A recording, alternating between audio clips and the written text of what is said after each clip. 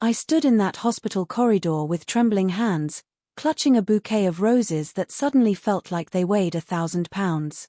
My husband had called me just hours before, his voice cracking with what I thought was grief, telling me his mother had collapsed and might not make it through the night.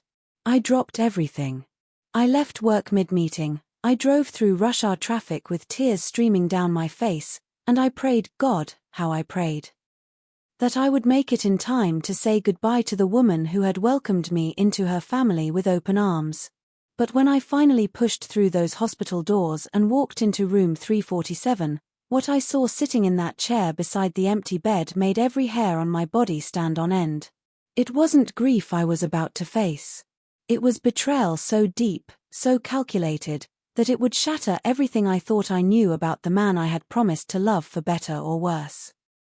My name is Jennifer, and this is the story of how one lie unraveled 5 years of marriage and revealed a truth so painful that even now, months later, I still wake up at 3 in the morning with my heart racing, replaying every moment, every sign I missed, every time I chose to trust when I should have questioned.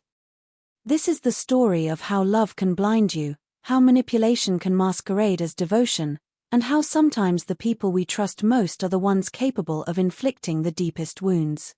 Let me take you back to the beginning, because you need to understand what I lost to truly grasp the weight of what I discovered that day.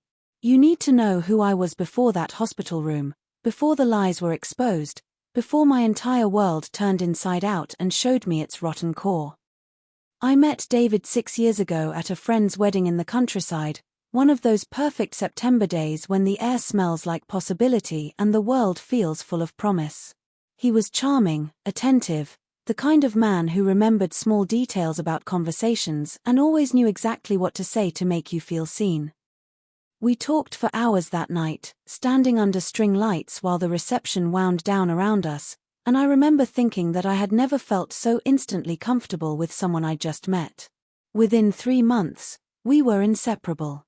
Within a year, he proposed on a beach in Hawaii, getting down on one knee as the sun set behind him in a blaze of orange and gold. I said yes without a single doubt in my heart. I thought I had found my person, my partner, the man I would build a life with. I thought I had won some cosmic lottery, found the kind of love that other people spent their whole lives searching for. His mother, Patricia, was everything I had hoped for in a mother-in-law. She was warm, funny, never intrusive but always supportive. She taught me her secret recipe for pot roast, the one David had grown up eating every Sunday. She called me every week just to chat, never because she needed anything, just because she wanted to hear my voice. When we got married, she held my hands before I walked down the aisle and told me that she had prayed for someone like me to love her son, that she saw in my eyes the kind of love that would last. I cried then, ruining my makeup, and I loved her for making me feel like I truly belonged. She became more than a mother-in-law, she became a second mother, a confidant, a friend. I treasured that relationship, nurtured it, made sure she knew how much she meant to me. But something shifted about 8 months ago. It was subtle at first, the kind of thing you notice but dismiss because you don't want to seem paranoid or crazy. David started staying late at work more often. He'd come home at 9, sometimes 10 at night, smelling like stress and coffee, telling me about difficult clients and urgent projects that just couldn't wait. I believed him because why wouldn't I? He'd never given me a reason not to trust him. He was still affectionate, still kissed me goodbye every morning, still told me he loved me before we fell asleep. But there was something different in his eyes, something distant, like a part of him was somewhere else even when his body was lying next to mine. Like he was performing the role of husband rather than being one. Then came the phone calls. He'd step outside to take them, or he'd go into his office and close the door. When I asked who it was, he'd wave it off. Just work stuff, babe. Nothing important. His phone became an extension of his hand, always face down on the table, always locked with a new passcode he claimed he'd changed for security reasons. When I'd walk into a room, he'd quickly switch whatever was on his screen. These were classic signs, I know that now, but at the time I convinced myself I was being paranoid. I started to feel this gnawing anxiety in the pit of my stomach, this voice whispering that something wasn't right, but I pushed it down. I told myself I was being irrational, that marriage required trust, that I couldn't let my own insecurities poison what we had built together. I told myself that if I accused him of something and I was wrong, it would damage our relationship irreparably. So I stayed silent, watching, worrying, but saying nothing. The distance between us grew like a chasm opening slowly beneath our feet. Our conversations became superficial, limited to logistics and schedules. Our physical intimacy dwindled to almost nothing, and when I tried to initiate, he'd claim exhaustion or stress. He stopped asking about my day, stopped really listening when I talked about my life, my work, my feelings. It was like living with a ghost, the shell of the man I loved but none of his substance. And still, I told myself it was just a rough patch, that all marriages go through phases, that we'd come out the other side stronger if we just held on. 3 weeks ago, things escalated. David started mentioning his mother more frequently, but with a tone of concern that felt almost performative, like he was setting a stage for something. Mom hasn't been feeling well lately, he'd say casually over breakfast, not meeting my eyes. She's been having some chest pains, but you know how stubborn she is, she refuses to see a doctor. I immediately offered to visit her, to take her to appointments myself, to do anything I could to help. But he brushed me off with a tight smile. She doesn't want to worry anyone. You know how she is. She'll be fine. But his face told a different story, one of deep worry that made my own heart clench with fear. Patricia meant the world to me, and the thought of her being sick, of potentially losing her, filled me with a dread I couldn't shake. Then, 2 weeks ago, he told me she had finally agreed to see a cardiologist. They're running some tests, he said, his voice tight with what I interpreted as barely controlled fear. Just precautionary stuff, but they want to be thorough. You know how these things go, they never tell you the full story until they have all the results. He started visiting her almost every other day, coming home late, exhausted, his eyes red-rimmed in a way that made me want to wrap my arms around him and take away his pain. I offered to come with him, to share the burden of whatever we were facing, but he insisted he had it under control. She doesn't want a fuss, he'd say. You know Mom. She'd be embarrassed if we both showed up every time. I'll let you know when she's ready for visitors. I called Patricia once during this time, wanting to check on her myself, to hear her voice and tell her I was thinking about her, that I loved her and was there for whatever she needed. But David had already left for one of his visits, and she didn't answer. I left a voicemail, pouring my love and concern into every word, telling her to call me back anytime, day or night, if she needed anything at all. But she never called back. When I mentioned it to David, he said she was probably just resting, that the medication was making her tired and disoriented, that she might not even remember to check her messages. It made sense. I tried not to worry, tried to trust that David would keep me informed of any changes, any news, anything important. But the worry ate at me anyway. I'd lie awake at night imagining worst-case scenarios. Patricia in pain, Patricia scared, Patricia slipping away before I got to tell her one more time how much she meant to me. I started researching heart conditions online, reading medical journals and patient forums, trying to prepare myself for whatever might come. I made plans in my head for how I'd support David through losing his mother, how I'd be there for him in his grief, how we'd get through it together. I even started thinking about the funeral, about what I'd say in my eulogy, about how I'd make sure everyone knew what an incredible woman Patricia was. Last Tuesday changed everything. Changed everything in a way I could never have imagined, could never have prepared for, no matter how many worst-case scenarios I'd run through in my anxious mind. I was at work, sitting through a presentation about quarterly projections that I couldn't have cared less about, when my phone buzzed. It was David. I almost ignored it, he knew I was in meetings all afternoon, but something made me look. Maybe it was intuition, maybe it was just the habits of worry I'd developed over the past weeks, but I picked up my phone and looked at the screen. The text was short, stark, terrifying. Mom collapsed. Hospital. ICU. It's bad, Jen. Really bad. My blood turned to ice. Time seemed to stop, and yet my heart was racing so fast I thought it might burst through my chest. My hands started shaking so violently that I dropped my phone, and it clattered onto the conference room table, making everyone turn to stare at me. I didn't care. I didn't care about their presentations, their projected earnings, their quarterly goals. The woman I considered a second mother was dying, and I needed to get to her. I mumbled something about a family emergency, I don't even remember what I said, and ran out of that room like the walls were closing in on me.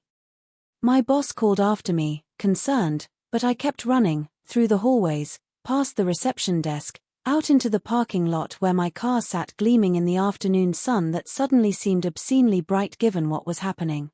I tried calling David back immediately, my fingers fumbling on the screen, but it went straight to voicemail.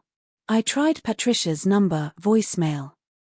Panic seized my chest in a grip so tight I could barely breathe as I drove to the hospital, running every red light I dared, honking at anyone who got in my way, my vision blurred with tears I couldn't stop. I kept thinking about the last time I'd seen her, 3 weeks ago at Sunday dinner. She'd seemed fine then, laughing at David's stories, complaining good-naturedly about her book club selection for the month. How could she have gone from that to collapsing, to being in the ICU, in such a short time? Why hadn't David called me sooner? Why hadn't I insisted on seeing her myself instead of respecting her supposed desire for privacy? The guilt was crushing. I should have called more.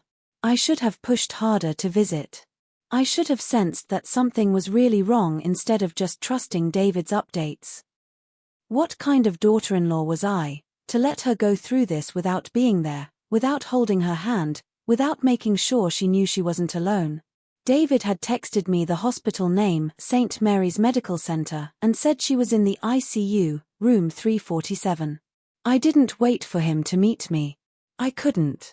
Every second felt precious, every moment that passed could be the moment I lost her. I needed to see her, to hold her hand, to tell her that I loved her and that she couldn't leave us yet, that we still had so many Sunday dinners ahead of us, so many more memories to make. I was supposed to tell her soon that David and I were trying for a baby, that she might be a grandmother within the year.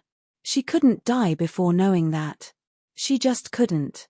We had plans, dreams, a future that included her in every important moment. She had to hold on. She had to. The hospital smelled like antiseptic and despair, that uniquely sterile scent that clings to your clothes and your memory long after you leave, the smell that makes your stomach turn because you associate it with pain and loss and the worst moments of your life.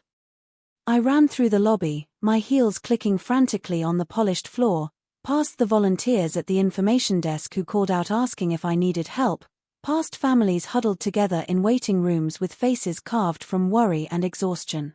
I found the elevators and jabbed the button for the 3rd floor over and over, as if that would make it arrive faster, as if my desperation could somehow speed up the machinery. When the doors finally opened, I burst out and followed the signs for the ICU, my heels clicking against the linoleum in a frantic rhythm that matched my heartbeat, fast, panicked, terrified. The ICU ward had that hushed, urgent quality that all intensive care units have. Nurses moved purposefully from room to room, their faces professionally neutral in that way medical professionals have when they're surrounded by crisis every day. Machines beeped and hummed behind closed doors. Somewhere, someone was crying. The weight of human suffering hung in the air so thick you could taste it. Room 347. The door was half open, and I could see light spilling out into the hallway. This was it. This was the moment I'd been dreading, the moment when I'd have to face the reality of Patricia's condition, when I'd have to be strong for her and for David even though inside I was falling apart. I pushed through the door with my shoulder, the roses still clutched in my trembling hands, my vision blurred with tears, my throat tight with the words I'd rehearsed in the car, all the things I needed to say to her before it was too late. I was ready for beeping machines, for tubes and monitors, for Patricia looking small and frail in a hospital bed. I was ready to see David sitting beside her holding her hand, his face ravaged with grief. I was ready for the worst moment of my life. But that's not what I saw. That's not what I saw at all. The hospital bed was empty.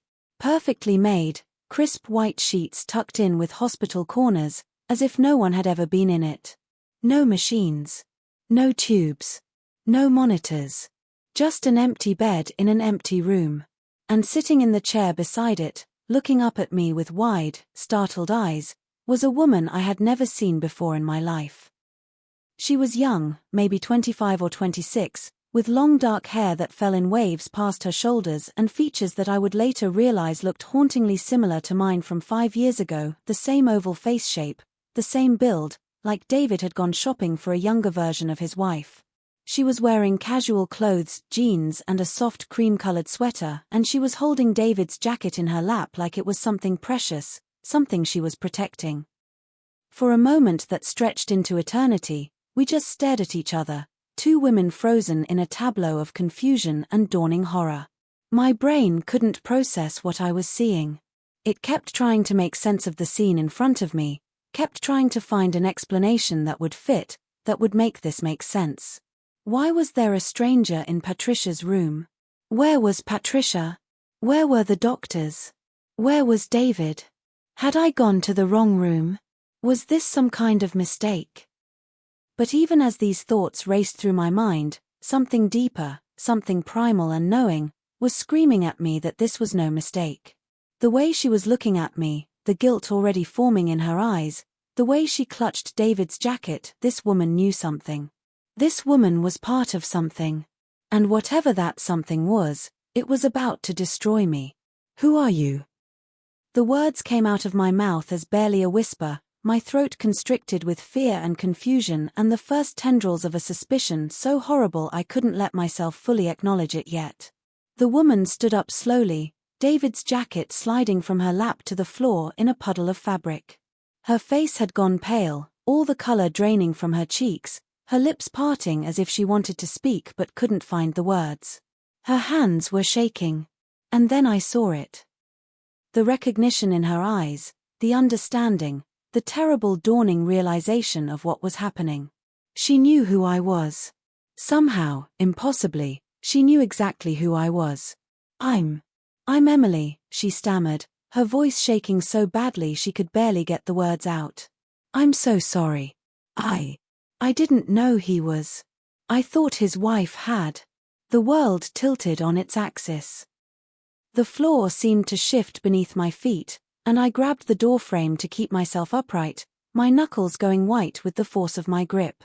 The roses fell from my hands and scattered across the floor in an explosion of red petals that suddenly looked like blood, like the carnage of everything beautiful being destroyed. My mind was racing, trying to catch up, trying to understand what she was saying, what she was implying, but it was like trying to run through deep water. Everything was slow and distorted and wrong. You thought his wife had what?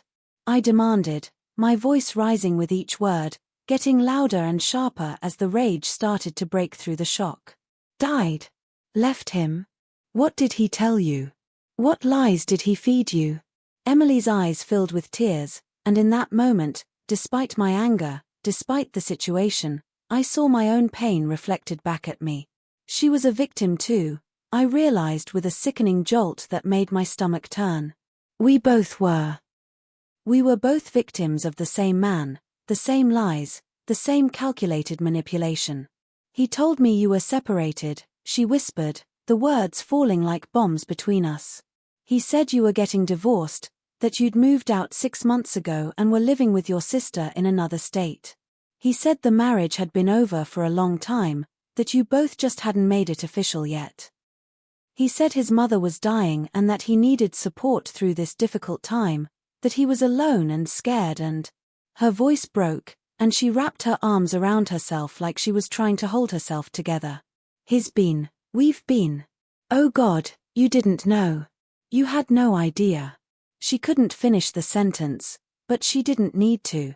The truth crashed over me like a tidal wave, drowning me in its cold, brutal clarity, filling my lungs with a pain so sharp I couldn't breathe. There was no dying mother. Patricia wasn't even sick. Patricia was probably at home right now, completely fine, completely unaware that her name, her health, her supposed mortality was being used as a prop in her son's elaborate lie. David had fabricated this entire emergency as an excuse to see his mistress, and he'd been using his mother's name, his mother's supposed illness, as cover for an affair that had probably been going on for months. Maybe longer. Every late night at work. Every closed door. Every phone call he stepped outside to take. Every time he claimed to be visiting his sick mother. Every time I'd felt that gnawing anxiety and pushed it down, told myself I was being paranoid, told myself to trust him. All of it had been lies. All of it had been for her. For Emily. The rage that flooded through my veins was unlike anything I had ever felt before. It was white-hot and blinding, a fury so intense that my entire body shook with it, my hands clenching into fists, my jaw so tight I thought my teeth might crack. I wanted to scream, to destroy something, to make the world feel even a fraction of the pain that was tearing through my chest like shrapnel, ripping apart everything I thought I knew, everything I thought I had. But beneath the rage was something worse.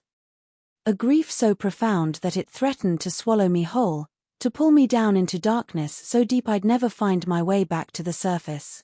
This wasn't just about an affair. People have affairs. It's horrible and it's painful, but it happens. This was different. This was worse. He had weaponized his mother's love, had used the fear of losing her as a tool to deceive me, had made me race to a hospital in tears believing someone I loved was dying. He had taken my love for Patricia, my fear of losing her, my desire to be there for her in what I thought were her final moments, and he had twisted it, used it, exploited it for his own selfish purposes. What kind of person does that?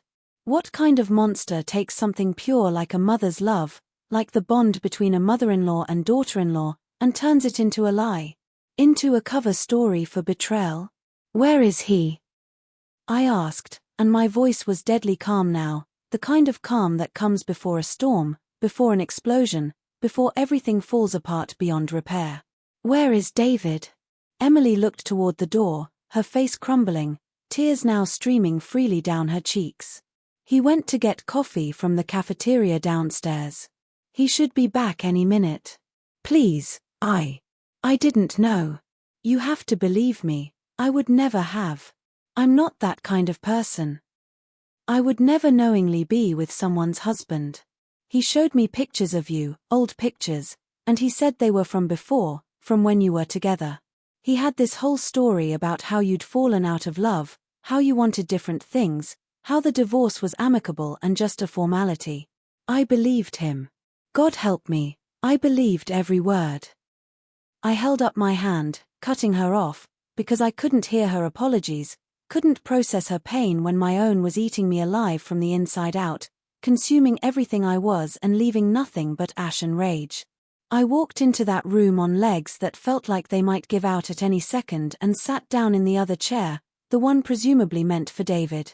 If he wanted to play games, if he wanted to build elaborate lies and fake emergencies, then I would be here when he returned. I would look him in the eyes and watch him try to explain this away. I would make him face what he had done, face the two women he had betrayed sitting in the same room, the architect of his own destruction. We sat there in silence, Emily and I, two women bound together by the betrayal of the same man, our futures irrevocably changed by sitting in this hospital room that had never housed a dying patient. Minutes ticked by that felt like hours. I could hear my own heartbeat pounding in my ears, could feel the adrenaline making my hands shake, could taste the bitterness of betrayal on my tongue like poison. Every second that passed, I became more aware of the full scope of what had been done to me. This wasn't a momentary lapse in judgment. This wasn't a one-time mistake. This was calculated, deliberate, sustained deception. This required planning, coordination, lies upon lies upon lies. How many times had he texted Emily while sitting next to me on the couch? How many times had he called her from our bedroom while I was in the shower? How many times had he looked into my eyes and told me he loved me while planning his next rendezvous with her? And then I heard footsteps in the hallway, accompanied by David's voice. He was on the phone, speaking in that soft, concerned tone I knew so well, the tone that had comforted me through bad days and celebrated with me during good ones, the tone that I now recognized as just another tool in his arsenal of manipulation. "Yeah, Mom, I'm just at the hospital checking on some paperwork for a work insurance thing. Nothing to worry about. I'll be home soon for dinner. Love you too." He ended the call just as he reached the doorway, and I watched his face as he looked up and saw me sitting there. It was almost fascinating in its horror, watching him go through a rapid series of expressions, shock first, his eyes widening, his mouth falling open. Then fear, pure animal fear as he realized what had happened, what I had discovered. Then guilt, quickly suppressed but visible for just a moment.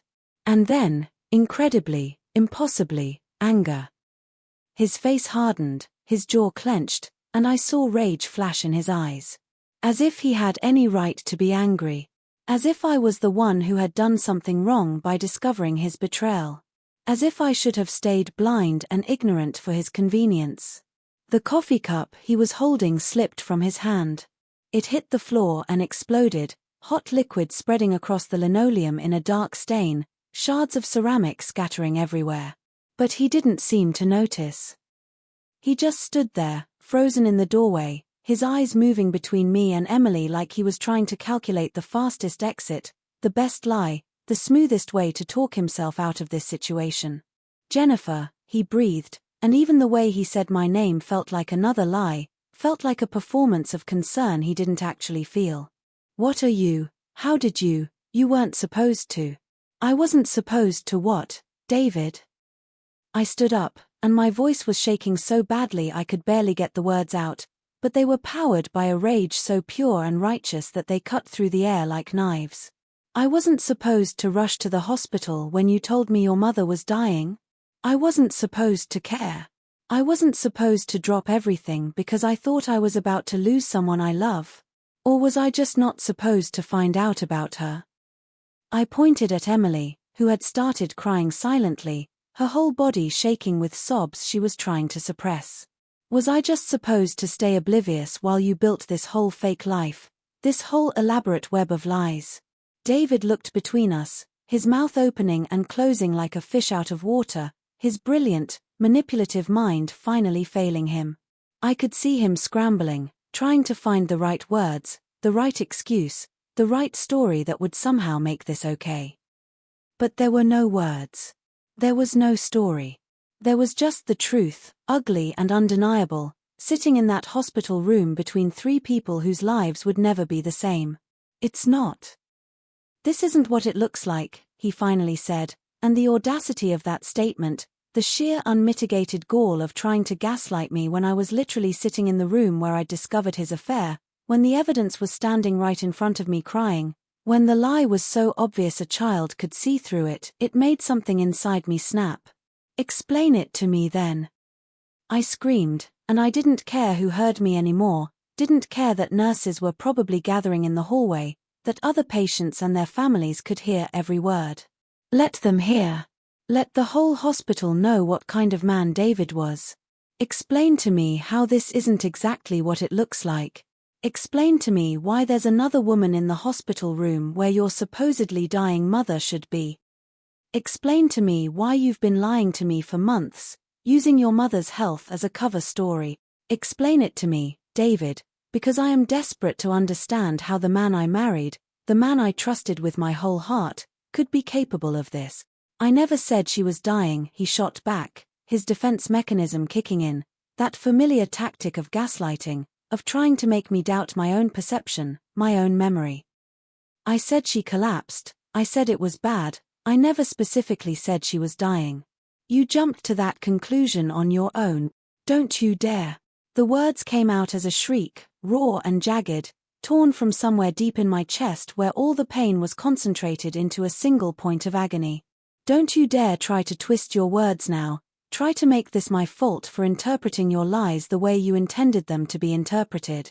You knew exactly what you were doing. You knew I would think she was dying. You counted on it. You wanted me to be so panicked and upset that I wouldn't think clearly, that I wouldn't question anything. That's how manipulation works, David. You don't have to explicitly state something to make it a lie. You just have to create the conditions for the other person to believe what you want them to believe. He ran his hands through his hair, a gesture of frustration I had seen 1,000 times before but now saw clearly for the manipulation it was, the performance of stress, the appearance of being overwhelmed, designed to make people feel sorry for him rather than hold him accountable. Look, yes, Emily and I have been seeing each other, he admitted, as if that admission somehow made him noble, as if confessing to the affair I'd already discovered was some kind of honest gesture. But you and I. We've been drifting apart for months, Jen. You know we have. We barely talk anymore, we barely touch each other, we're like roommates more than spouses. I've been lonely. I've been. Because you were too busy lying to me. I could feel something breaking inside me, some fundamental piece of who I was shattering into fragments that I knew I would never be able to fully put back together. The sound of my own voice breaking, the feeling of tears streaming down my face, the physical pain in my chest that felt like my heart was literally tearing in half, it was all too much, too overwhelming, too destructive. Every time you worked late, you were with her. Every time you closed that door to take a phone call, you were talking to her. Every time you said you were visiting your sick mother, you were lying to me and seeing her, and I believed you. God, I'm such an idiot. I believed every single word because I loved you. Because I thought we were building a life together.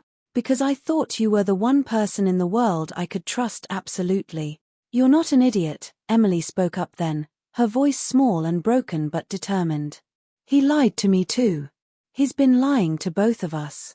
I had no idea he was still married, no idea you were still together. He told me. He showed me an apartment he said he'd moved into after you separated. He introduced me to friends and told them I was his girlfriend, and none of them questioned it. He created this whole false reality, and I lived in it completely convinced it was true. I thought I'd found someone special, someone genuine. He told me he'd been hurt by his marriage ending, that he was cautious about opening up again, but that I made him feel safe. He said all the right things.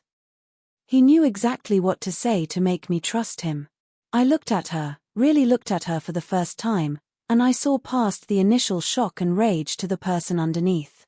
She was young, younger than me, probably still at that age where you think love conquers all, where you haven't yet learned that some people are very good at performing love without actually feeling it. She had been manipulated just as thoroughly as I had, just with a different set of lies tailored to her different circumstances. And I realized with a sickening clarity that this probably wasn't even the first time David had done this. How many other women had there been?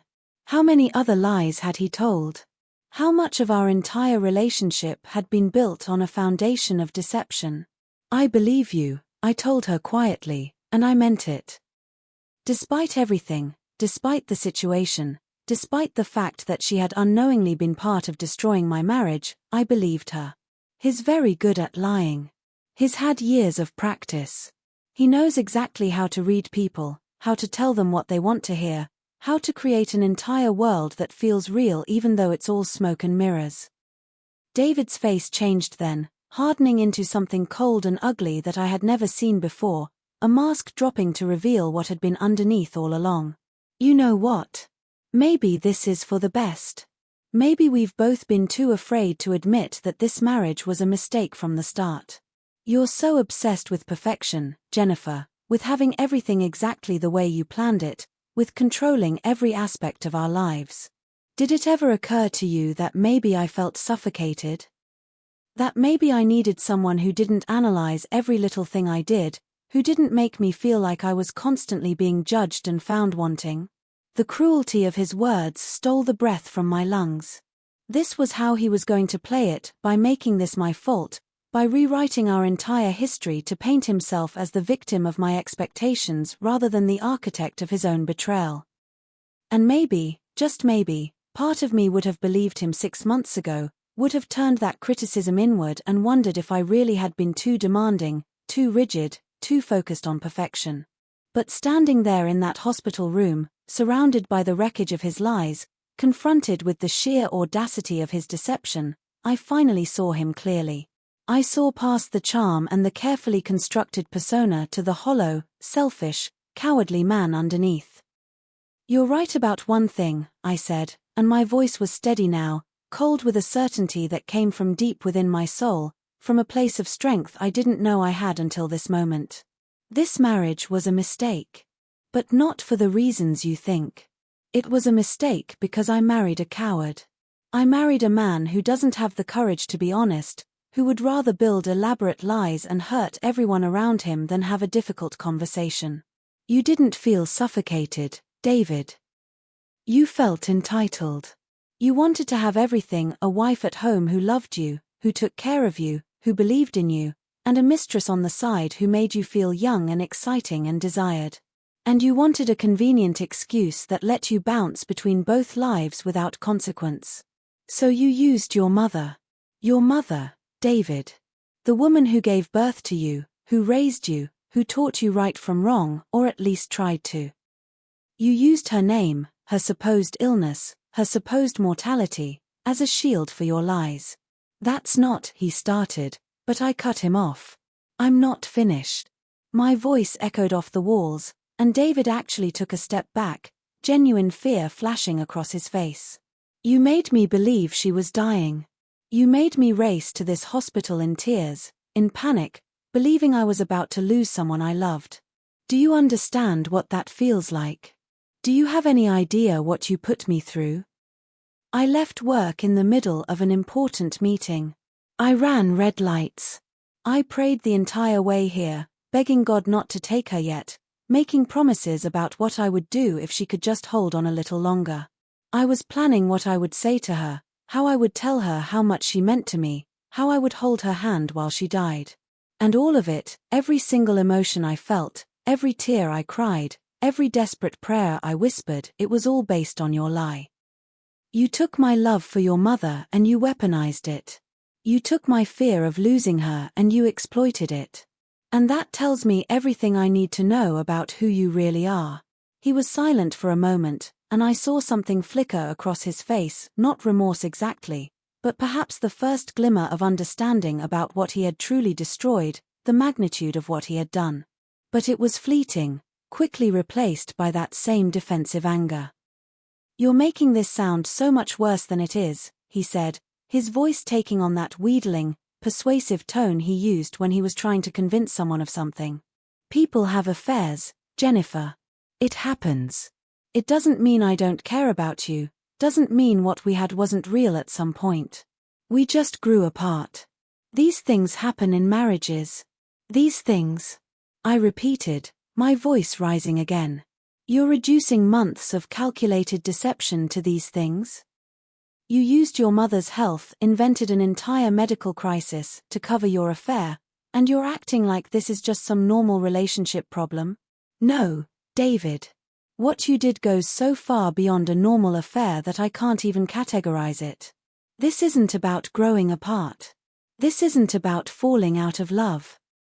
This is about fundamental character, about the kind of person who could look someone they supposedly love in the eyes and lie so thoroughly, so completely, that they create an alternate reality. I never wanted to hurt you," he said, and had the audacity to sound wounded, like he was the injured party here. I didn't know how to end things. I didn't know how to tell you I wasn't happy anymore. So you thought the better option was to fake your mother's terminal illness?" My voice dripped with contempt. "You thought that was kinder than just being honest with me? You could have come to me months ago and said you were unhappy. You could have suggested counseling. You could have asked for a separation.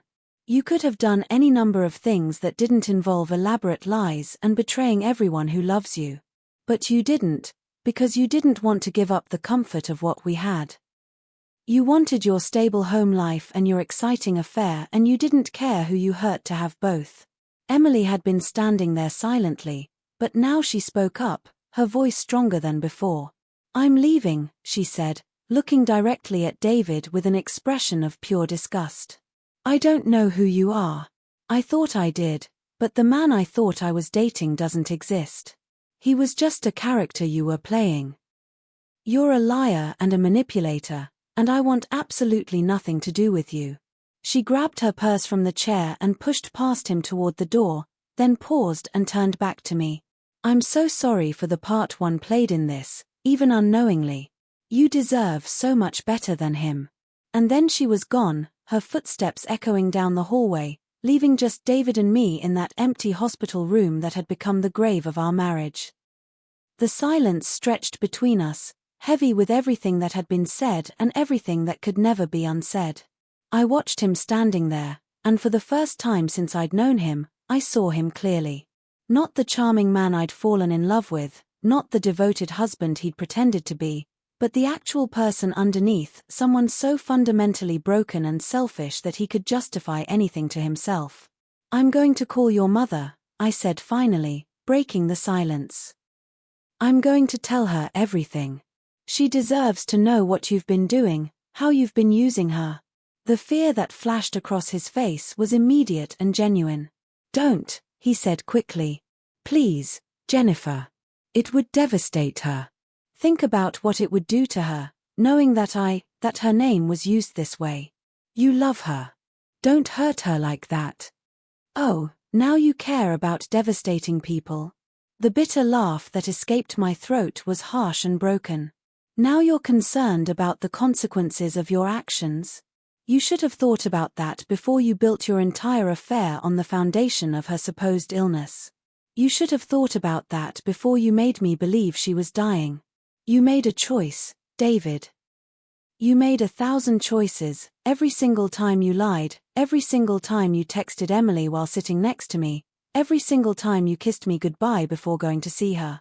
And now you have to live with the consequences of those choices."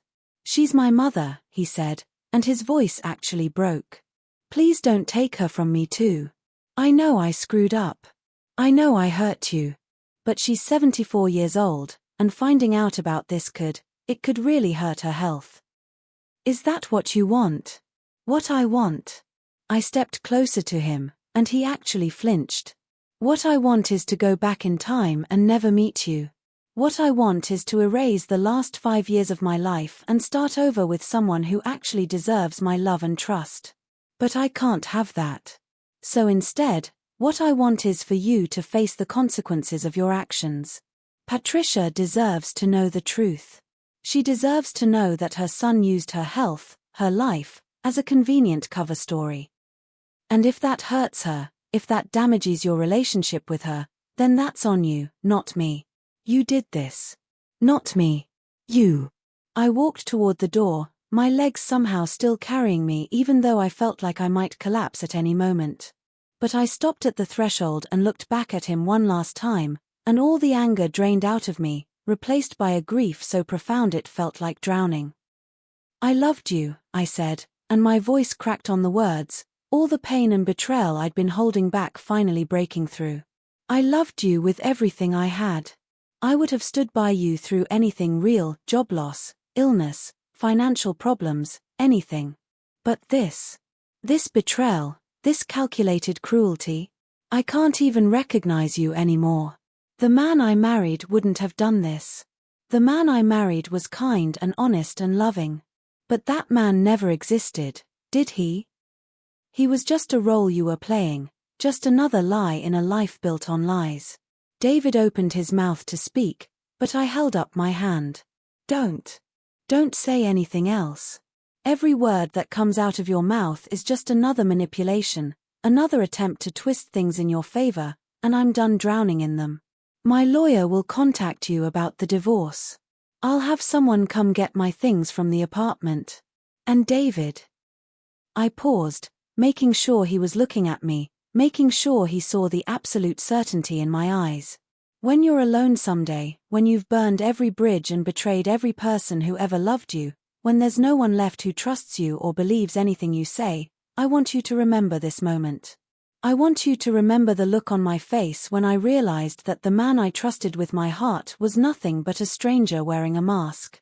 I want you to remember that you did this. You chose this. And whatever happens to you from here on out, you earned it. I walked out of that hospital room with my head held high, even though inside I was crumbling into a million pieces, even though every step felt like walking through broken glass, even though I wanted nothing more than to collapse right there in the hallway and let the grief consume me. But I wouldn't give him the satisfaction of seeing me break. I wouldn't let him see how thoroughly he had destroyed me. So I walked, one foot in front of the other, past the nurses' station where the staff were pretending they hadn't heard everything, past the waiting rooms full of people dealing with real medical emergencies, past the elevators and down the stairs because I couldn't wait, couldn't stand still, couldn't stop moving or I would fall apart. I made it to my car before the sobs finally came, great heaving gasps that shook my entire body and made it impossible to breathe. I sat there in the parking lot with my hands gripping the steering wheel so hard my knuckles turned white, and I cried. I cried for the marriage I'd lost, for the trust that had been shattered into so many pieces I'd never be able to put it back together. I cried for the future I'd imagined that would now never come to pass, the children we'd talked about having, the house we'd planned to buy, the life we were supposed to build together. I cried for Patricia too, because soon she would have to know what her son had done, and I knew it would break her heart the way mine was broken. And I cried for myself, for the woman I'd been when I woke up that morning, the woman who had believed in love and trust and the sanctity of marriage vows. That woman was gone now, killed by betrayal and lies, and I didn't know who I would be without her. The drive home was a blur of tears and rage and a strange numb emptiness that settled over me like a shroud. I don't remember taking turns or stopping at lights. I don't remember other cars or pedestrians or any of the normal details of driving. I was operating on autopilot, my body going through the motions while my mind was trapped in that hospital room, replaying every moment, every word, every expression on David's face. Trying to find the moment when I could have known, should have known, would have known if I'd just been paying closer attention. But that was the insidious thing about betrayal, it made you doubt everything, made you question your own perception, your own judgment, your own worth. If I'd missed something this big, this elaborate, what else was I wrong about? How could I ever trust my own instincts again? When I finally pulled into the parking lot of our apartment building. Our apartment, the home we'd chosen together, decorated together, filled with 5 years of shared memories, I sat in the car for a long time, unable to make myself go inside. How could I walk through that door knowing everything was different now? How could I look at our furniture, our photographs, our life, knowing it had all been built on lies? But I couldn't sit in the car forever. Eventually, I had to move, had to act, had to do something other than drown in my own pain. So I pulled out my phone and called the one person I knew I could count on, the one person who had never let me down. My sister answered on the second ring. "Hey, what's up?" And just hearing her voice, just that simple greeting, broke something open inside me. "Sarah," I said, and my voice came out as barely a whisper, thick with tears. "Sarah, I need you. Something happened. Something terrible. I can't." "I'm on my way," she said immediately, not asking for details, not hesitating for even a second.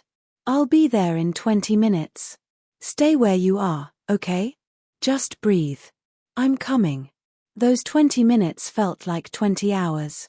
I sat in my car watching the sun begin to set, painting the sky in shades of orange and pink that seemed obscenely beautiful given what was happening to my life.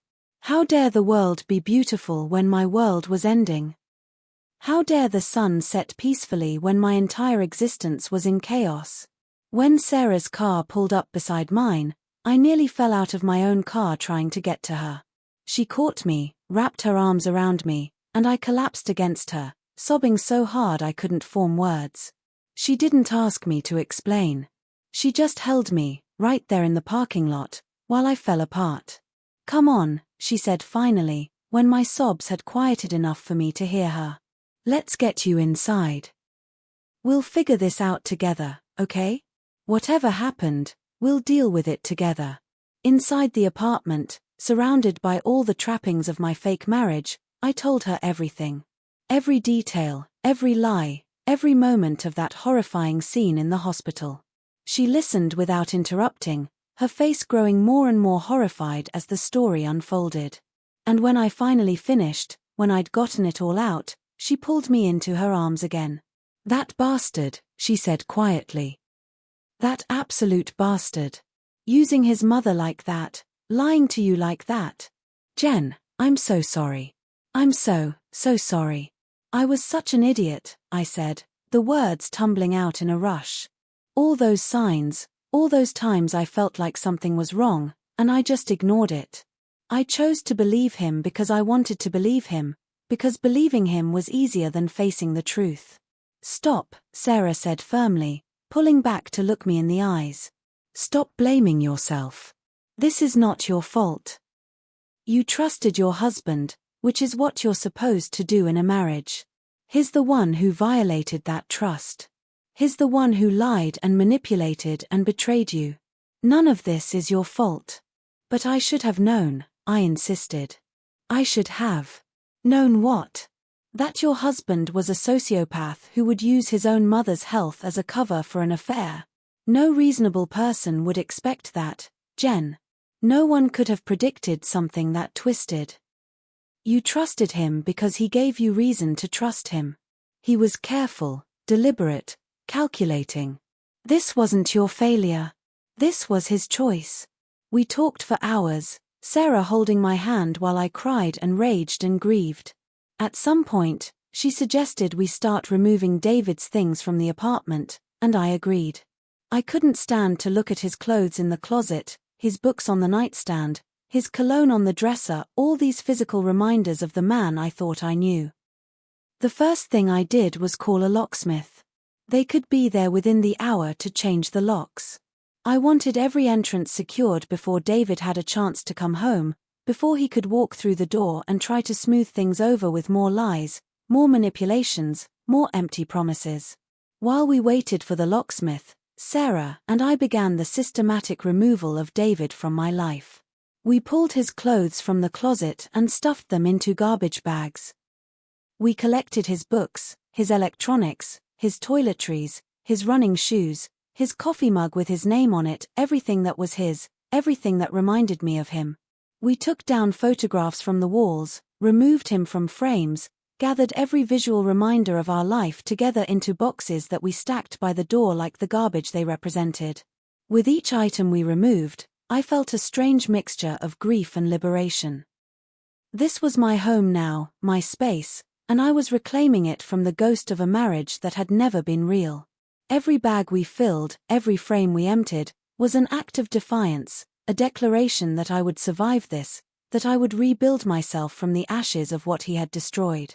The locksmith arrived as promised, a middle-aged man who took one look at my tear-stained face and said nothing beyond what was necessary to do his job.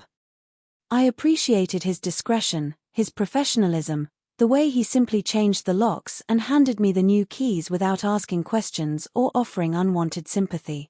After he left, Sarah ordered takeout from my favorite Thai restaurant and forced me to eat, even though I insisted I wasn't hungry, couldn't possibly eat, would throw up if I tried.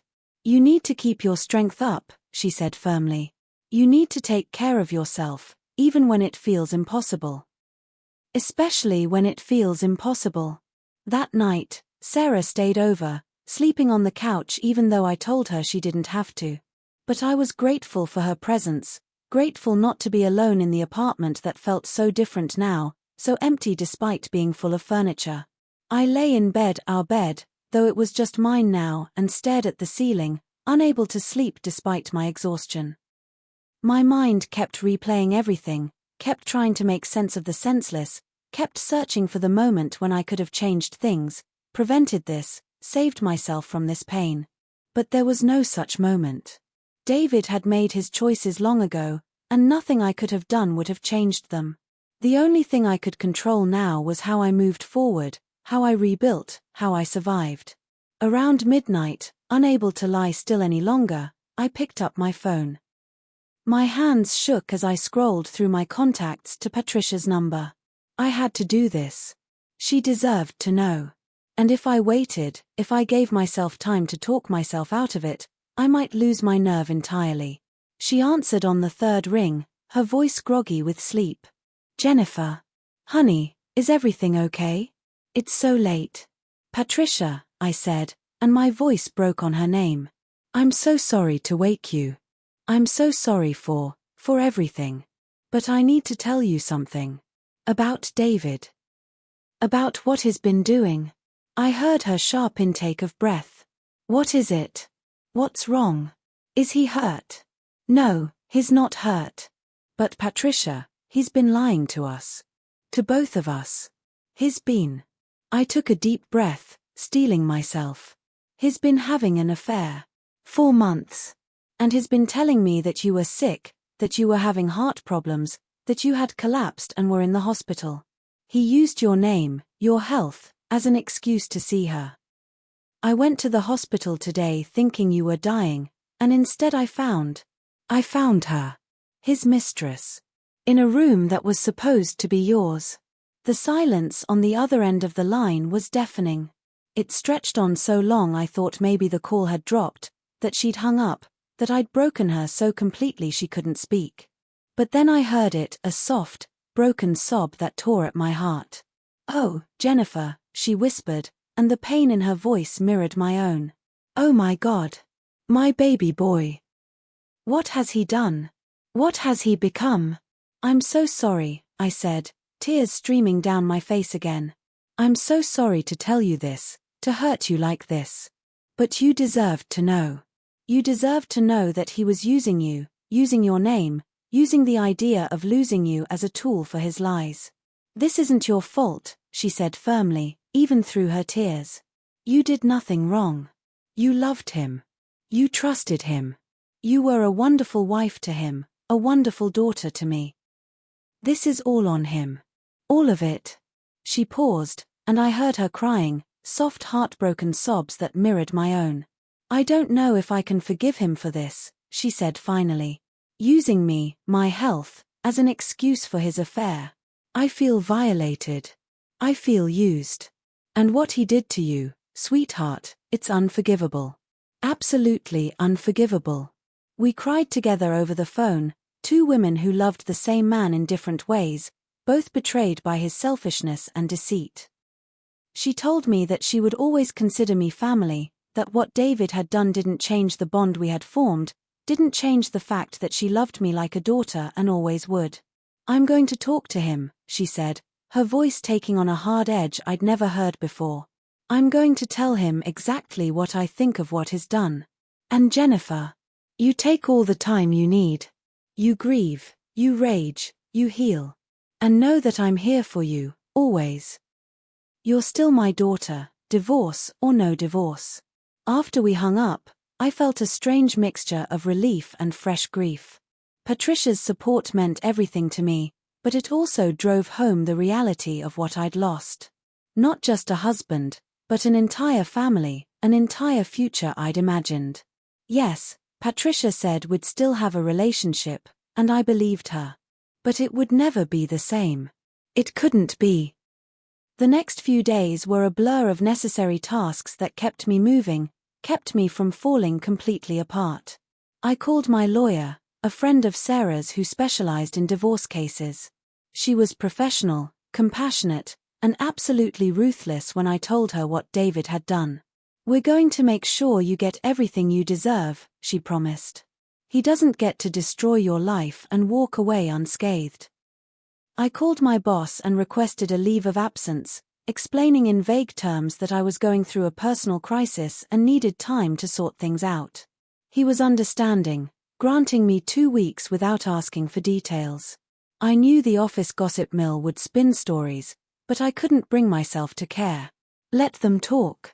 Their speculation couldn't hurt me more than the truth already had.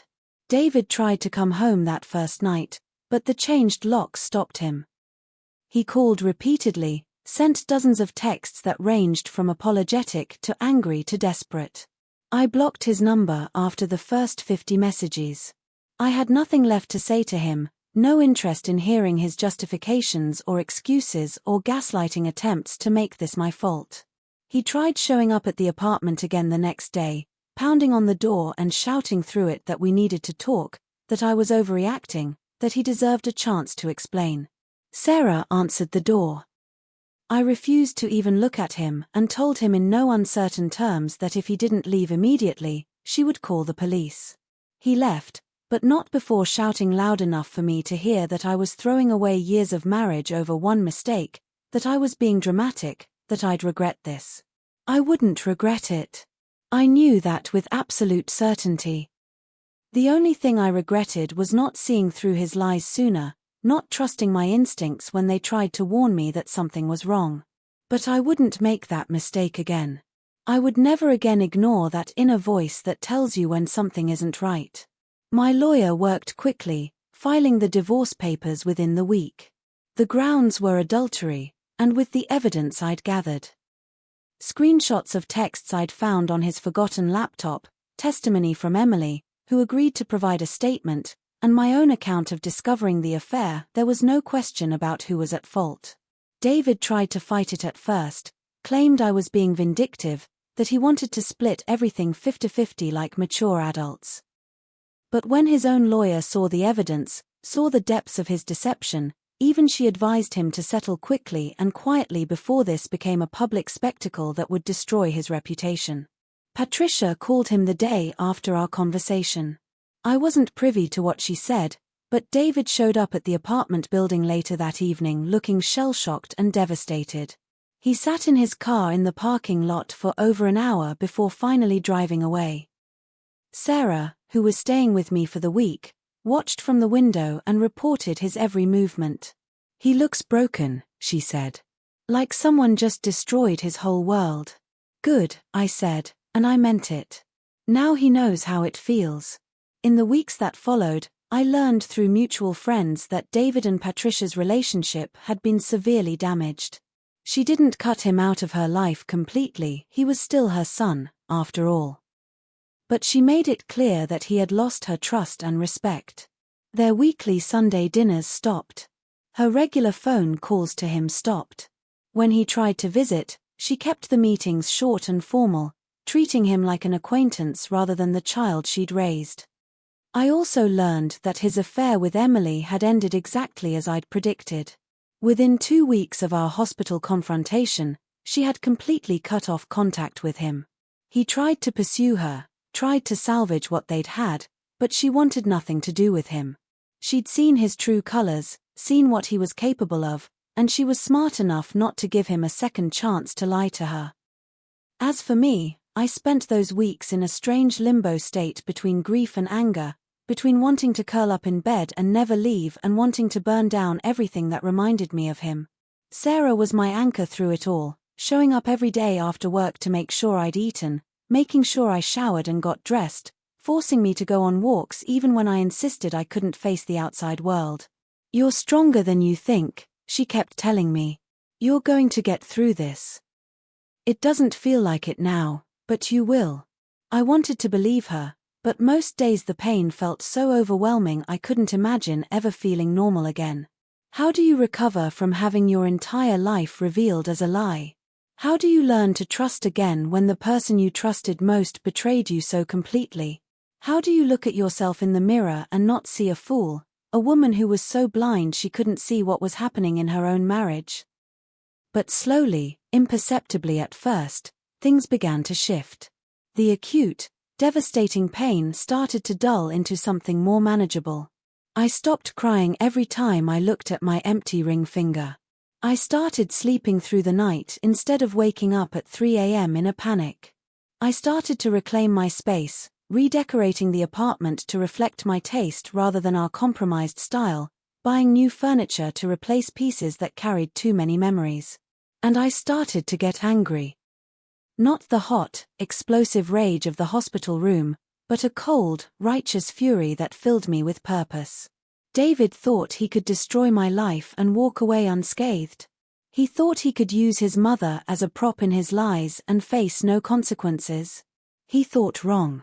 When the divorce papers were finalized 3 months after that horrible day, I threw a party. Sarah helped me organize it, inviting all our mutual friends. Though after hearing what David had done, most of them weren't very mutual anymore. We decorated the apartment with a banner that said New Beginnings, drank champagne, and celebrated my freedom from a man who had never deserved me in the first place.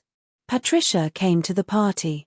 She brought her famous pot roast, the one she'd taught me to make years ago, and we cried together in my kitchen while the party continued in the living room. "I'm so proud of you," she told me, holding my hands. "I'm proud of how strong you've been, how you didn't let him destroy you. My son is a fool. He had something precious, something real, and he threw it away for nothing. And I will spend the rest of my life making sure he understands what he lost." "I still love you," I told her. "That hasn't changed. You're still family to me, even if David isn't. And you're still my daughter," she said firmly. "Always. No matter what." That conversation, that continued bond with Patricia, helped heal something in me. David had taken so much, but he hadn't taken everything. He hadn't taken my dignity, my strength, or my capacity to maintain relationships that mattered. He hadn't broken me, not completely, even though he'd tried. It's been 6 months now since that day in the hospital. 6 months since my world imploded and I had to rebuild myself from the ashes of who I thought I was. The healing hasn't been linear. There are still days when I wake up angry, days when I question everything about myself, days when I feel the weight of betrayal so heavily I can barely get out of bed. Days when I wonder if I'll ever be able to trust anyone again, if I'll ever be able to open my heart without expecting it to be weaponized against me. But there are also good days now. Days when I laugh with Sarah over something ridiculous. Days when I take long walks and feel the sun on my face and remember that I survived something that could have destroyed me. Days when I look at my reflection and see not a victim, but a survivor. Someone who faced the worst kind of betrayal and chose to keep living, keep fighting, keep believing that there was something better waiting on the other side of this pain. I'm not the same Jennifer who walked into that hospital believing she was about to say goodbye to her dying mother-in-law. That woman was more naive, more trusting, more willing to ignore red flags in favor of preserving peace. The woman I am now is harder in some ways, more guarded with her heart, more skeptical of easy promises and smooth words. She doesn't ignore her intuition anymore. She doesn't explain away concerning behavior. She doesn't accept lies just because acknowledging them would be painful. But she's also stronger. More honest with herself. More willing to walk away from anything that doesn't serve her growth and happiness. More certain of her worth and what she deserves. More compassionate toward others who have been betrayed, because she knows firsthand how insidious manipulation can be, how even intelligent, capable people can be deceived by someone skilled enough at lying. I started therapy a month after the divorce was finalized. I should have started it sooner, I should have been in therapy years ago, honestly. But better late than never. My therapist has helped me understand that David's betrayal wasn't a reflection of my worth or my judgment. He was deliberately hiding things, actively manipulating me, gaslighting me whenever I got close to the truth. The ability to trust isn't a weakness, it's a strength. It's a gift I gave him that he didn't deserve and couldn't appreciate.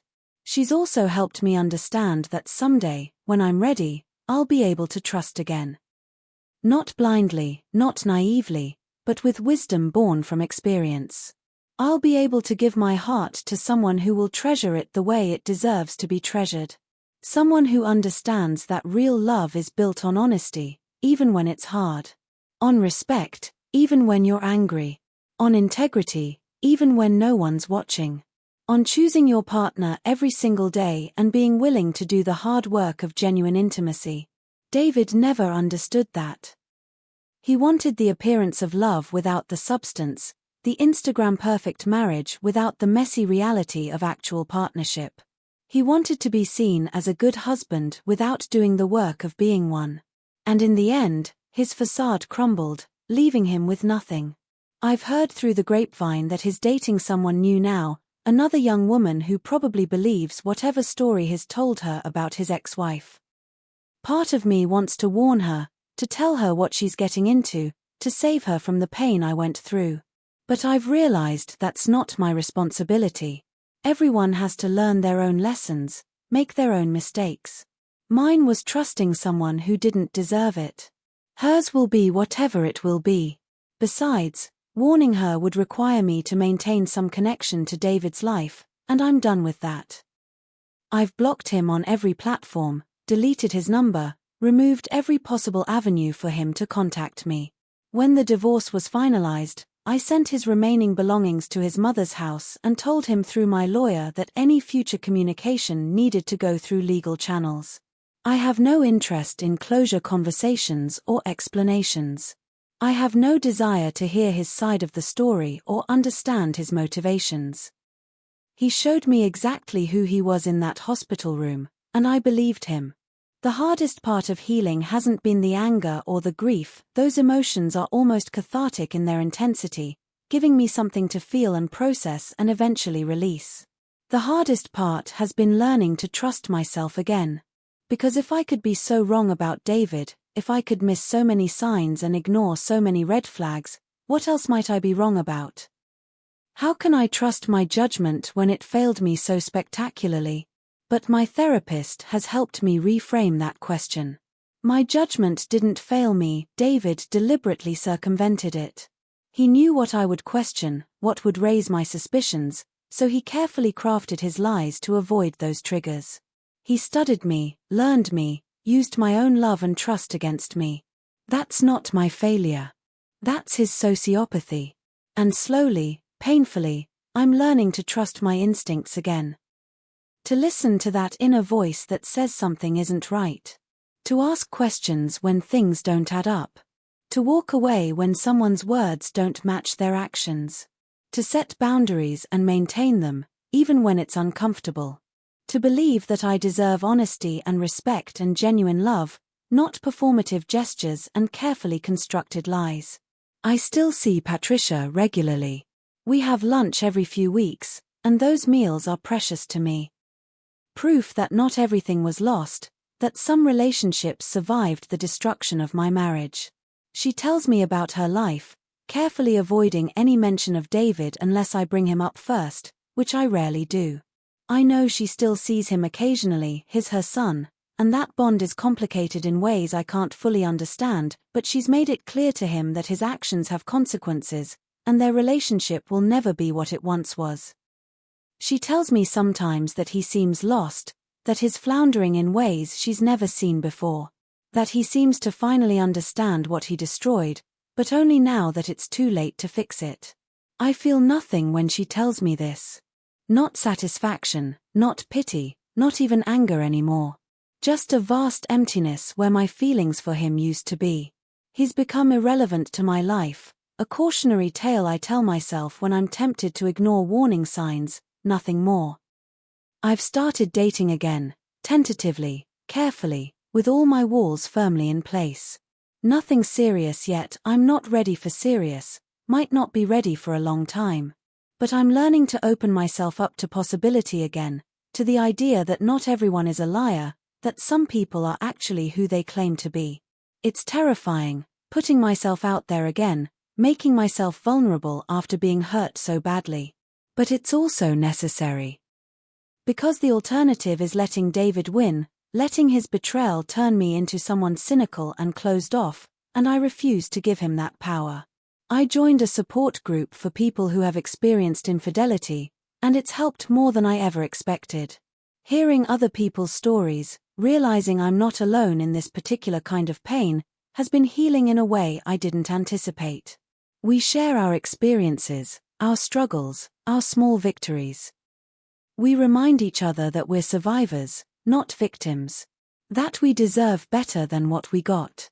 That our ex's betrayals say everything about them and nothing about us. There's something powerful about sitting in a circle with strangers who understand exactly what you're going through, who don't judge you for still being angry months later, who validate your pain instead of telling you to move on or get over it. They get it. They've been there. They're still climbing out of the same hole I am. And I'm climbing. Some days I slide back down, lose the progress I've made, find myself right back at the bottom drowning in grief and rage. But more often now, I'm moving forward. Taking steps toward a future that's mine alone, not tied to anyone else's choices or lies. Building a life based on my values, my goals, my dreams, not a compromised version designed to accommodate someone else's secret life. I've learned that love, real love, isn't about grand gestures or perfect moments frozen in photographs. It's about honesty even when it's hard. Respect even when you're angry. Integrity even when no one's watching. It's about choosing your partner every single day and being willing to do the hard work of communication and compromise.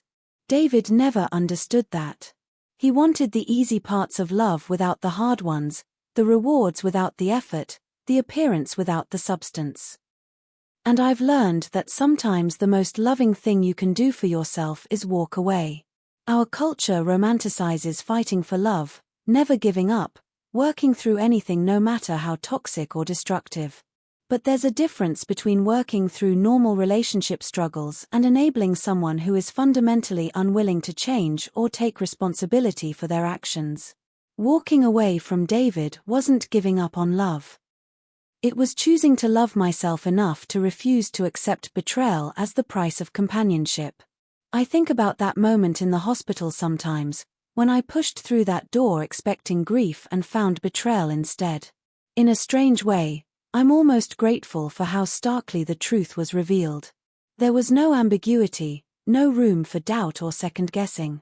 I didn't have to wonder if I was overreacting or if I should try harder. The lie was so elaborate, so cruel in its calculation, that it left me no choice but to face reality head-on. If he had just been caught in a more typical way, a forgotten text message, a strange charge on a credit card, lipstick on his collar, maybe I would have been tempted to try to work through it. Maybe I would have convinced myself that people make mistakes, that marriage is about forgiveness, that we could rebuild with counseling and time. But using his mother's health, creating a fake medical emergency, making me race to a hospital in fear and grief, that level of deception revealed something fundamental about his character that couldn't be counseled away or forgiven. Some people ask me if I hate him. The answer is no, and that surprises them. Hate requires a level of emotional investment that I'm no longer willing to give him. What I feel is closer to profound disappointment mixed with a kind of sad pity. He threw away something real for something hollow, destroyed trust that took years to build for a few months of excitement. He lost his wife, damaged his relationship with his mother, and revealed himself to be someone that even his closest friends now view with suspicion. And for what? A relationship with Emily that collapsed the moment the truth came out? The shallow validation of having two women want him? He gave up everything meaningful in pursuit of something meaningless, and now he has to live with the consequences of that choice for the rest of his life. That's punishment enough. I don't need to hate him. I just need to build a life without him. I'm building that life now. Slowly, deliberately, brick by brick. I took a new position at a different company, one that offered better pay and more responsibility, a fresh start away from colleagues who knew about my marriage implosion. I found a new apartment across town, smaller than what David and I shared but entirely mine. I furnished it myself, chose every piece based solely on what I liked, created a space that reflects who I am now rather than who I was when I was married.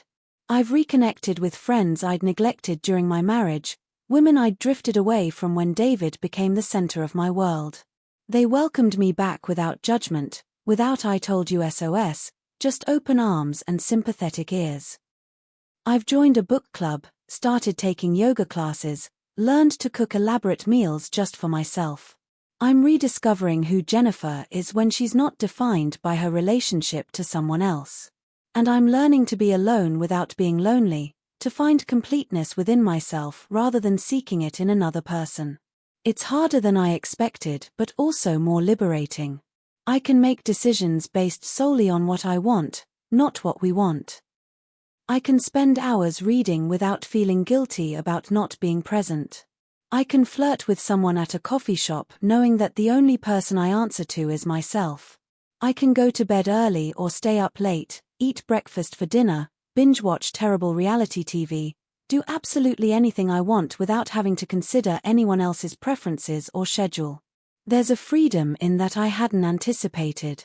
For so long, I defined myself through my relationships, daughter, friend, wife. And when the wife part was ripped away, I thought I'd lost a fundamental piece of my identity. But what I'm discovering is that I didn't lose anything essential. I shed something that was weighing me down, something that was preventing me from becoming fully myself. Will I love again someday? I honestly don't know. The idea terrifies me in ways it never did before. The vulnerability that love requires feels like an impossible risk when you've been burned so badly. But I also know that I have too much love to give to let David's betrayal steal that from my future. When I'm ready, and I'm not ready yet, not even close, I'll open my heart again. But next time, I'll do it with eyes wide open, with boundaries firmly in place, with a clear understanding of my own worth and what I will and won't accept. The lesson I learned that day in the hospital wasn't just about David's betrayal. It was about the lies we tell ourselves to avoid difficult truths, about the ways we can ignore our own intuition because we're afraid of what it might reveal. Those whispers of doubt I had months before discovering the affair. They were real. My gut was trying to tell me something, but I overrode it with logic and optimism and a desperate desire to believe that what I had was real. Now I listen to those whispers. When something feels off, I investigate rather than dismiss. When someone's words don't match their actions, I notice rather than excuse. I've learned that protecting yourself isn't the same as being paranoid, and that healthy skepticism isn't a barrier to love, it's a necessary foundation for it. I want anyone reading this or hearing this story to understand something crucial. Betrayal like this isn't your fault. You didn't cause it by being too demanding or too trusting or too anything. People who cheat, who lie, who manipulate, they do so because of their own character deficits, not because of your flaws. You could be perfect in every way, and they would still find a reason to betray you if that's who they fundamentally are. The problem isn't that you loved too much or trusted too easily. The problem is that you gave those precious things to someone who wasn't capable of appreciating or honoring them. That's on them, not you. Your capacity to love and trust are beautiful parts of who you are.